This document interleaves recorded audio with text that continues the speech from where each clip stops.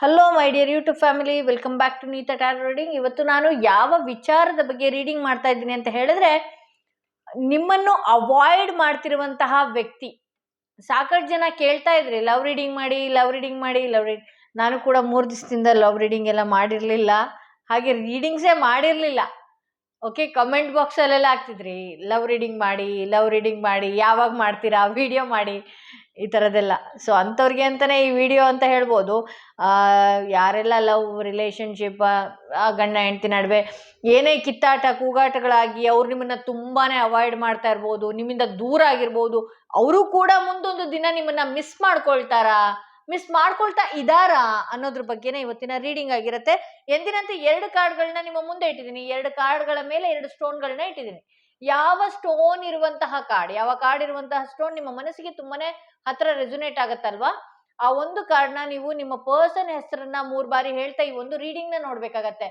ಬೇಕಿದ್ರೆ ಈ ವಿಡಿಯೋನ ಪಾಸ್ ಮಾಡಿ ನಿಮ್ಮ ಪರ್ಸನ್ ಹೆಸರನ್ನ ಹೇಳ್ಕೊಂಡು ಒಂದು ಕಾರ್ಡ್ನ ಚೂಸ್ ಮಾಡಿ. ಹಾಗೆ ಯಾರೆಲ್ಲ ಫಸ್ಟ್ ಟೈಮ್ ನನ್ನ ವಿಡಿಯೋ ನೋಡ್ತಾ ಇದ್ರಿ, ದಯವಿಟ್ಟು ಸಬ್ಸ್ಕ್ರೈಬ್ ಮಾಡೋದನ್ನ ಮರಿಬೇಡಿ. ಯಾರಿಗೆಲ್ಲ ಇಂಡಿವಿಜುವಲ್ ಆಗಿ ಪರ್ಸನಲ್ ಟ್ಯಾರೋ ರೀಡಿಂಗ್ ಸೆಷನ್ ಬೇಕು ಅನ್ನೋದಾದ್ರೆ ಡಿಸ್ಕ್ರಿಪ್ಷನ್ ನಲ್ಲಿ ಕೊಟ್ಟಿರುವಂತಹ ನಂಬರ್ಗೆ ಕಾಲ್ ಮಾಡಿ ಮುಂಚಿತವಾಗಿ ಅಪಾಯಿಂಟ್ಮೆಂಟ್ ತಗೊಳ್ಳಿ ಅಂತ ಹೇಳ್ತಾ, ಯಾರೆಲ್ಲ ಮೊದಲನೆಯ ಕಾರ್ಡ್, ಈ ಸ್ಟೋನ್ ಇರುವಂತಹ ಕಾರ್ಡ್ ಸೆಲೆಕ್ಟ್ ಮಾಡ್ಕೊಂಡ್ರಿ, ಅವರ ರೀಡಿಂಗ್ ನೋಡೋಣ ಏನಾಗಿದೆ ಅಂತ ಹೇಳಿ. ನಿಮ್ಮನ್ನ ನೀವು ಬೇಡ ಅಂತ ಆಗಿರ್ಬೋದು, ನಿಮ್ಮನ್ನ ತುಂಬಾ ಇಗ್ನೋರ್ ಮಾಡುವಂತಹ ವ್ಯಕ್ತಿ ನಿಮ್ಮಿಂದ ದೂರ ಆಗಿದ್ರೆ ಆ ವ್ಯಕ್ತಿ ಮರಳಿ ನಿಮ್ಮ ಲೈಫ್ಗೆ ಬರ್ತಾರಾ ಅನ್ನೋದೇ ಇವತ್ತಿನ ರೀಡಿಂಗ್ ಆಗಿರತ್ತೆ. ಆ ವ್ಯಕ್ತಿ ಮರಳಿ ನಿಮ್ಮ ಲೈಫ್ಗೆ ಬರ್ತಾರಾ, ನಿಮ್ಮನ್ನ ಮಿಸ್ ಮಾಡ್ಕೊಳ್ತಾರಾ, ನಿಮ್ಮ ಬೆಲೆ ಆ ವ್ಯಕ್ತಿಗೆ ತಿಳಿಯುತ್ತಾ ಅನ್ನೋದೇ ಇವತ್ತಿನ ರೀಡಿಂಗ್ ಆಗಿರುತ್ತೆ.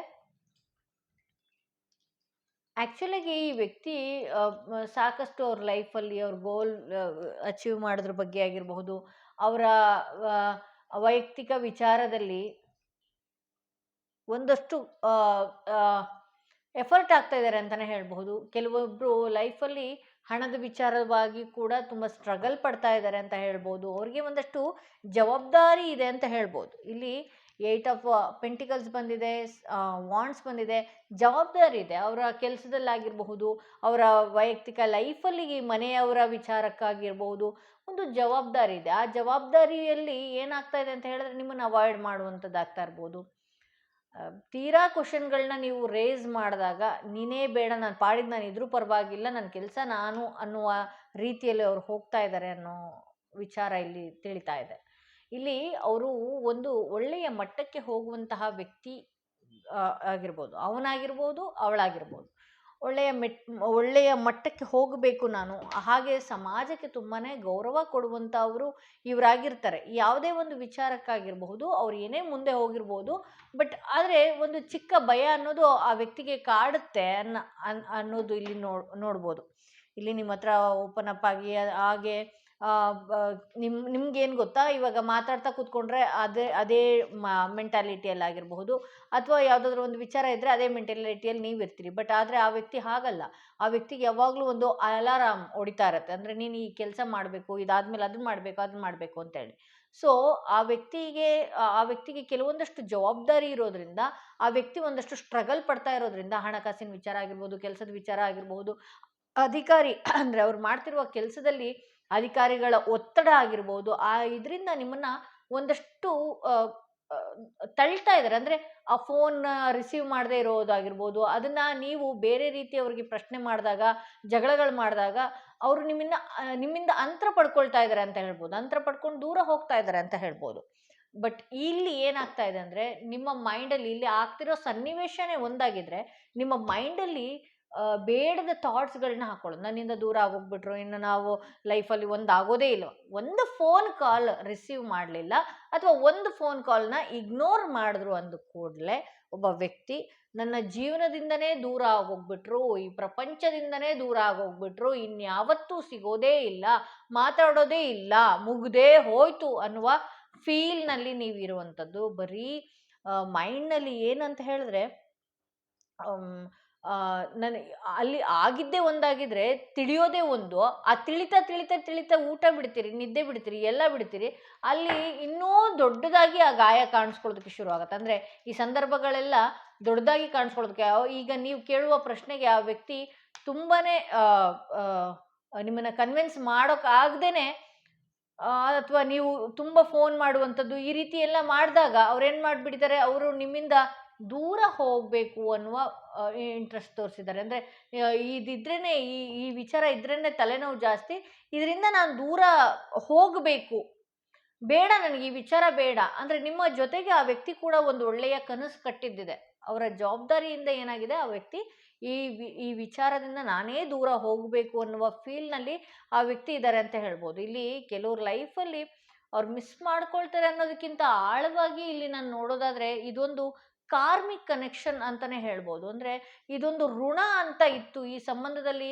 ಆ ಋಣಗಳು ಮುಗಿತಾ ಬರ್ತಾ ಇರೋದ್ರಿಂದ ನಿಮಗೆ ಆದಂಥ ಒಂದಷ್ಟು ಕಿರಿಕಿರಿ ಆಗುವಂಥದ್ದು, ನೀವೇ ಜಗಳ ಮಾಡುವಂಥದ್ದು, ಅಥವಾ ಅವ್ರ ಕಡೆಯಿಂದ ಒಂದಷ್ಟು ಅವಾಯ್ಡ್ ಮಾಡುವಂಥದ್ದು, ಈ ರೀತಿ ಆಗ್ತಾ ಇದೆ. ಇಲ್ಲಿ ಕಾರ್ಮಿಕ್ ಕನೆಕ್ಷನ್ ಕೆಲವ್ರ ಲೈಫಲ್ಲಿ ಒಂದು ಋಣದಂತಿದೆ, ಅಥವಾ ಈ ದೊಡ್ಡ ಜಗಳ ಆಗಬೇಕಾಗಿತ್ತು ಆದ ಮೇಲೆ ಕ್ಲಿಯರ್ ಆಗುವಂಥ ಸಾಧ್ಯತೆಗಳು ಕೂಡ ಈ ವ್ಯಕ್ತಿ ಒಟ್ಟಿಗಿದೆ. ಅವ್ರು ನಿಮ್ಮನ್ನು ಮಿಸ್ ಮಾಡ್ಕೊಳ್ತಾರ ಅಂತ ಹೇಳಿದ್ರೆ, ಅಗೇನ್ 3 ಆಫ್ ಪೆಂಟಿಕಲ್ಸ್ ಬಂದಿರೋದ್ರಿಂದ ಅವರು ಒಂದು ಟೀಮ್ ವರ್ಕ್ ಆಗಿರ್ಬೋದು, ಒಂದು ಕೆಲಸದ ವಿಚಾರ ಆಗಿರ್ಬೋದು, ಈ ಈ ಈ ರೀತಿ ಜನಗಳ ಒಟ್ಟಿಗೆ ಅವ್ರು ಬೆರೀತಾ ಇರೋದ್ರಿಂದ ನಿಮ್ಮ ವಿಚಾರವಾಗಿ ಆ ವ್ಯಕ್ತಿ ತಲೆ ಕೆಡಿಸ್ಕೊಂಡಿಲ್ಲ. ಬಟ್ ಆದರೆ ನಿಮ್ಮನ್ನು ಮೋಸ ಮಾಡಬೇಕು ಅನ್ನುವ ಯಾವುದೇ ಇಂಟೆನ್ಷನ್ ಆ ವ್ಯಕ್ತಿಗೆ ಇರಲಿಲ್ಲ ಅಂತಲೇ ಹೇಳ್ಬೋದು.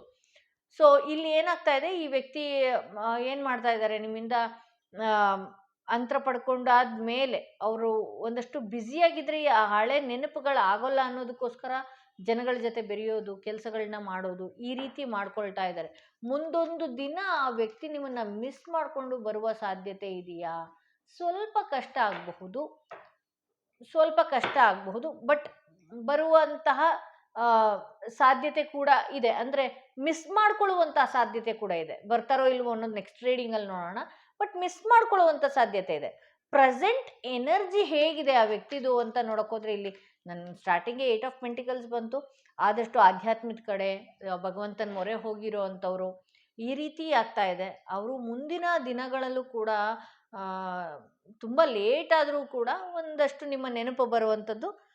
ಸ್ವಲ್ಪ ಕಷ್ಟ ಆದರೂ ಪರವಾಗಿಲ್ಲ, ಕಷ್ಟ ಆಗತ್ತೆ ನಿಮ್ಮ ನೆನಪು ಮಾಡ್ಕೊಳ್ಳೋದು, ಅಥವಾ ನಿಮ್ಮನ್ನು ಒಂದು ಸಲ ಕಾಲ್ ಮಾಡೋದು, ಈ ರೀತಿ ಮಾಡುವಂಥದ್ದು ಮಾಡ್ಬೋದು. ಬಟ್ ಈಗ ಅವರು ಸ್ಪಿರಿಚುವಲ್ ಕನೆಕ್ಟು ಈ ರೀತಿ ಎಲ್ಲ ಓಡಾಡಿಕೊಂಡು ಈ ರೀತಿ ಇದ್ದಾರೆ ಅಂತ ಹೇಳ್ಬೋದು. ಇಲ್ಲಿ ನಿಮಗೆ ನೀವೇ ಒಂದಷ್ಟು ಆ ವ್ಯಕ್ತಿ ಇವತ್ತು ದೂರ ಆಗೋದಕ್ಕೆ ಕಾರಣ ನೀವು ಕೂಡ ಆಗಿದ್ದೀರಿ ಅನ್ನೋದು ಇವತ್ತಿನ ರೀಡಿಂಗಲ್ಲಿ ತೋರಿಸ್ತಾ ಇದೆ. ಇದು ಮೊದಲನೇ ಕಾರ್ಡ್ ಯಾರು ಸೆಲೆಕ್ಟ್ ಮಾಡ್ಕೊಂಡಿದ್ರಿ ಅವರ ರೀಡಿಂಗ್ ಇದಾಗಿತ್ತು. ಯಾರೆಲ್ಲ ಸೆಕೆಂಡ್ ಸ್ಟೋನ್ ಇರುವಂತಹ ಕಾರ್ಡ್ ಸೆಲೆಕ್ಟ್ ಮಾಡ್ಕೊಂಡ್ರಿ, ಈ ಸ್ಟೋನ್ ಇರುವಂತಹ ಕಾರ್ಡ್, ನೀವು ಬೇಡ ಅಂತ ಇಗ್ನೋರ್ ಮಾಡ್ತಿರುವಂತಹ ವ್ಯಕ್ತಿಯ ಮನಸ್ಸಿನಲ್ಲಿ ಮತ್ತೆ ನಿಮ್ಮ ಬಗ್ಗೆ ಒಳ್ಳೆ ಅಭಿಪ್ರಾಯಗಳು ಬರುತ್ತಾ, ನಿಮ್ಮನ್ನು ಆ ವ್ಯಕ್ತಿ ಮಿಸ್ ಮಾಡ್ಕೊಳ್ತಾರ ಅನ್ನೋದೇ ಇವತ್ತಿನ ರೀಡಿಂಗ್ ಆಗಿರುತ್ತೆ. ಆ ವ್ಯಕ್ತಿ ನಿಮ್ಮನ್ನು ಮಿಸ್ ಮಾಡ್ಕೊಳ್ತಾರ ಅನ್ನೋ ವಿಚಾರವಾಗಿ ಹರ್ಮಿಟ್ ಬಂದಿದೆ. ಅಗೇನ್ ಇಲ್ಲೂ ಕೂಡ 8 ಆಫ್ ಪೆಂಟಿಕಲ್ಸ್ ಬಂದಿದೆ. ಎಸ್, ಆ ವ್ಯಕ್ತಿ ಕೂಡ ಅಷ್ಟೇ ನಿಮ್ಮನ್ನು ಮಿಸ್ ಮಾಡ್ಕೊಳ್ತಾ ಇದ್ದಾರೆ. ಬಟ್ ಆದರೆ ಅವ್ರಿಗೂ ಕೂಡ ಒಂದಷ್ಟು ಕೆಲಸದ ಒತ್ತಡಗಳು ಜಾಸ್ತಿ ಆಗಿದೆ. ಈ ಪ್ರೀತಿ ವಿಚಾರದಲ್ಲಿ ಯಾವಾಗಲೂ ಕೂಡ ಒಂದು ದಿನ ಚೆನ್ನಾಗಿದ್ರೆ ಚೆನ್ನಾಗಿಲ್ಲದೆ ಇರುವಂಥದ್ದು, ಈ ರೀತಿ ಕಿರಿಕಿರಿ ಆಗ್ತಾ ಇರುವಂಥದ್ದು. ಅವರು ಕೂಡ ಕನ್ಫ್ಯೂಷನ್ಗೆ ಒಳಗಾಗ್ಬಿಟ್ಟಿದ್ದಾರೆ. ಈ ಸಂಬಂಧನ ನಾನು ತೊಗೊಂಡು ಹೋಗ್ಬೇಕಾ ಬೇಡವಾ, ಇಷ್ಟರ ಮಟ್ಟಿಗೆ ತುಂಬ ದೊಡ್ಡ ಜಗಳ ಆಗ್ತಾ ಇರೋದು, ಈ ರೀತಿ ಎಲ್ಲ ಆಗ್ತಾ ಇರೋದ್ರಿಂದ ಅವ್ರನ್ನ ಒಂದು ರೀತಿ ಫ್ಯಾಮಿಲಿ ವಿಚಾರಕ್ಕಾಗಿರ್ಬೋದು, ಏನೇ ಇರಬಹುದು, ಇಲ್ಲಿ ನಿಮ್ಮ ಪ್ರೀತಿ ವಿಚಾರದಿಂದ ಅವರು ಒಂದಷ್ಟು ಅಂತರ ಪಡ್ಕೊಂಡು ಅಲ್ಲಿ ಫ್ಯಾಮಿಲಿಗೆ ಅಥವಾ ಅವರ ಪರ್ಸ್ನಲ್ ಲೈಫ್ಗೆ ಕಟ್ಟು ಬಿದ್ದಿದ್ದಾರೆ ಅಂತಲೇ ತೋರಿಸ್ತಾ ಇದೆ. ಅಂದರೆ ಅವರಿಗೆ ಮ್ಯಾನಿಪುಲೇಟ್ ಮಾಡೋರೇ ಜಾಸ್ತಿ ಜನ ಅಲ್ಲಿ ಇದ್ದಾರೆ ಅಂತಲೇ ಹೇಳ್ಬೋದು. ಹಾಗೆ ಇಲ್ಲಿ ಆ ವ್ಯಕ್ತಿ ಕೂಡ ಒಂದಷ್ಟು ನೆನಪು ಮಾಡ್ಕೊಳ್ಳೋದು, ನಿಮ್ಮ ಜೊತೆ ಕಳೆದ ಕ್ಷಣಗಳನ್ನ ನೆನಪು ಮಾಡ್ಕೊಳ್ಳೋದು.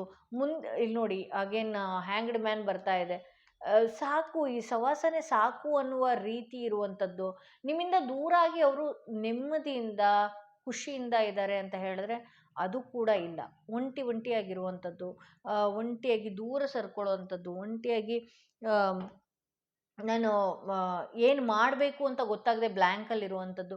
ಹಾಗೆ ಇಲ್ಲಿ ಹಣದ ಸ್ವಲ್ಪ ಕೊರತೆ ಕೂಡ ಆ ವ್ಯಕ್ತಿಗೆ ಇದೆ.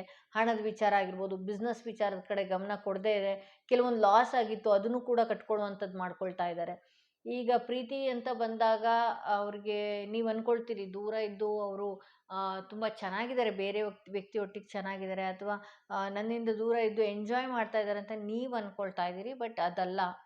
ಇಲ್ಲಿ 7 ಆಫ್ ಪೆಂಟಿಕಲ್ಸ್ ಬಂದಿರೋದ್ರಿಂದ ಅಗೇನ್ ಕನ್ಫ್ಯೂಷನ್ ಕೂಡ ಆಗ್ತಾ ಇದೆ. ಇಲ್ಲಿ ನಿಮ್ಮಿಬ್ಬರ ವಿಚಾರದಿಂದ ಪರ್ಸ್ನಲ್ ಲೈಫ್ ಕಡೆ ಗಮನ ಕೊಡದಲೆ ಕೆಲವೊಂದಷ್ಟು ಹಣನ ಕೂಡ ಅವರು ಕಳ್ಕೊಂಡಿದ್ದಾರೆ. ಕೆಲಸದ ಕಡೆ ಗಮನ ಕೊಡದೇ ಇರೋದ್ರಿಂದ ಅವರ ಅಧಿಕಾರ ಕೂಡ ಸ್ವಲ್ಪ ಶೇಕ್ ಆಗುವ ರೀತಿಯಲ್ಲಿ ಕೂಡ ಅವರಿಗೆ ಭಯಾನ ಕಾಡ್ತಾ ಇದೆ. ಇಲ್ಲೇನಾಗ್ತಾ ಇದೆ, ಇಲ್ಲಿ ಸಂಪೂರ್ಣವಾಗಿ ಅವರು ಇವರು ನಿಮ್ಮ ಬಗ್ಗೆ ಮಾತಾಡುವಂಥದ್ದು ಅಥವಾ ಅವ್ರಿಗೆ ಮೈಂಡ್ ಡೈವರ್ಟ್ ಮಾಡುವಂಥದ್ದು, ಈ ರೀತಿ ಎಲ್ಲ ಮಾಡ್ತಾ ಇರೋದ್ರಿಂದ ಅವ್ರನ್ನ ಕಟ್ಟಾಕಾಗ್ತಿದೆ. ಇಲ್ಲಿ ಮುಂದೆ ಬರೋದಕ್ಕೆ ಗೊತ್ತಾಗ್ತಿಲ್ಲ. ಆ್ಯಂಗರ್ಡ್ ಮ್ಯಾನ್ ಬಂದಿರೋದ್ರಿಂದ ಏನು ಮಾಡಬೇಕು ಅನ್ನುವ ವಿಚಾರನೇ ಅವ್ರಿಗೆ ಹೊಳಿತಾ ಇಲ್ಲ. ಆ ವ್ಯಕ್ತಿಯ ಮನಸ್ಸಿನಲ್ಲೂ ಕೂಡ ನೀವಿದ್ದೀರಾ, ನಿಮ್ಮ ನೆನಪು ಆ ವ್ಯಕ್ತಿ ಆಗ್ತಾ ಇದೆ ಅಂತ ಹೇಳಿದ್ರೆ ಎಸ್, ಆಬ್ವಿಯಸ್ಲಿ ಆ ವ್ಯಕ್ತಿಗೆ ನಿಮ್ಮ ನೆನಪಾಗ್ತಾ ಇದೆ ಅಂತ ಹೇಳ್ಬೋದು. ಆ ವ್ಯಕ್ತಿ ಕೂಡ ನಿಮ್ಮನ್ನ ತುಂಬ ಮಿಸ್ ಮಾಡ್ಕೊಳ್ತಾ ಇದ್ದಾರೆ. ಹೌದು, ಆ ವ್ಯಕ್ತಿ ಕೂಡ ಒಂಟಿಯಾಗಿ ಕೂತ್ಕೊಳ್ಳುವಂಥದ್ದು, ಒಂಟಿಯಾಗಿ ಜೀವನ ಮಾಡುವಂಥದ್ದು. ಇಲ್ಲಿ ನೋಡಿ, ಇಲ್ಲಿ 3ನೇ ವ್ಯಕ್ತಿ ಇದ್ದಾರೆ ಅವ್ರ ಲೈಫಲ್ಲಿ. ಥರ್ಡ್ ಪಾರ್ಟಿಗಳು ಏನೇ ಮಾತಾಡ್ತಾ ಇರ್ಬೋದು, ಏನೇ ಮ್ಯಾನಿಫೆಸ್ಟೇಷನ್ ಮಾಡ್ಬೋದು, ಏನೇ ಜಗಳಗಳು ಮಾಡ್ತಾ ಇರ್ಬೋದು, ನಿಮ್ಮ ಸವಾಸ ಬಿಡು ಅಂತ ಇರ್ಬೋದು, ಅಥವಾ ಏನೇ ಮಾಡ್ತಾ ಇರ್ಬೋದು. ಥರ್ಡ್ ಪಾರ್ಟಿಗಳು ಏನು ಮಾಡ್ತಾ ಇದ್ರು, ಅಗೇನ್ 3 ಆಫ್ ಪೆಂಟಿಕಲ್ಸ್ ಬಂದಿದೆ ಇಲ್ಲಿ. ಏನೇ ಮಾಡ್ತಾ ಇದ್ರೂ ಕೂಡ ಆ ವ್ಯಕ್ತಿ ನಿಮ್ಮ ನೆನಪು ಅವ್ರ ಮೈಂಡಿಂದ ಹೋಗ್ತಾ ಇಲ್ಲ. ಅವ್ರನ್ನ ಹಿಡ್ದು ಇಟ್ಕೊಂಡಿದ್ದಾರೆ, ಆದರೆ ಅವ್ರನ್ನ ಮೈಂಡನ್ನು ಕಂಟ್ರೋಲ್ ಮಾಡ್ಕೊಳ್ಳೋದಕ್ಕಾಗ್ತಾ ಇಲ್ಲ. ಇಲ್ಲಿ ಈ ವ್ಯಕ್ತಿ ನಿಮ್ಮೊಟ್ಟಿಗೂ ಕೂಡ ಚೆನ್ನಾಗಿಲ್ಲ, ಅಥವಾ ಬೇರೆಯವ್ರೊಟ್ಟಿಗೂ ಕೂಡ ಚೆನ್ನಾಗಿಲ್ಲ. ಆ ವ್ಯಕ್ತಿ ನೆಮ್ಮದಿ ಇಲ್ಲದೆ ಇರುವ ರೀತಿಯಲ್ಲಿ ಕೂತ್ಕೊಳ್ಳುವಂಥದ್ದು. ಆ ವ್ಯಕ್ತಿಗೆ ಈಗ ಆಲ್ರೆಡಿ ಗೊತ್ತಾಗ್ಬಿಟ್ಟಿದೆ, ಈ ಲೈಫು ಇಲ್ಲದೆ ನಾನು ಇರೋಕೆ ಆಗಲ್ವೇನೋ ಅನ್ನುವ ರೀತಿ ಕೂಡ ಅವರು ಯೋಚನೆ ಮಾಡಿದ್ದಾರೆ. ಅಂದರೆ ನಿಮ್ಮನ್ನ ಬಿಟ್ಟು ದೂರ ನೀವು ಇದ್ದಾಗ ತುಂಬ ಕಿರಿಕಿರಿ ಅನಿಸೋದು, ಅಥವಾ ನಿಮ್ಮಿಂದ ದೂರ ಅಂತರ ಪಡ್ಕೊಳ್ಬೇಕು, ಹಾಗೆ ಬೇರೆಯವರು ಏನು ಅಂದ್ಕೊಳ್ತಾರೋ ಅಥವಾ ಏನೇನೋ ಅವ್ರ ಮೈಂಡಲ್ಲಿ ಥಿಂಕ್ ಮಾಡಿ ದೂರ ಹೋಗಲೇಬೇಕು ಅಂತೇಳಿ. ಬಟ್ ಆದರೆ ಕೆಲವೊಂದಷ್ಟು ನಿಮ್ಮ ಮೆಸೇಜಸ್ಗಳಾಗಿರ್ಬೋದು, ನಿಮ್ಮ ಜೊತೆ ಕಳೆದಿದ್ದಂಥದ್ದಾಗಿರ್ಬೋದು, ನೀವು ದೂರ ಹೋದ್ಮೇಲೆ ಇದ್ದೀರಾ ಅಂತ ಗೊತ್ತಾದ ತಕ್ಷಣವೇ ಮತ್ತು ಅವ್ರು ವೀಕ್ ಆಗುವಂಥದ್ದು. ಯಾಕೆ ಚೆನ್ನಾಗಿದ್ದೀರಾ ಅಂದರೆ ವೀಕ್ ಆಗ್ತಾರೆ ಅಂದರೆ ಎಲ್ಲಿ ನನ್ನ ಮರೆತು ಬಿಟ್ಟರು ಅನ್ನುವ ಫೀಲ್ ಕೂಡ ಇದೆ ಅಂತ ಹೇಳ್ಬೋದು.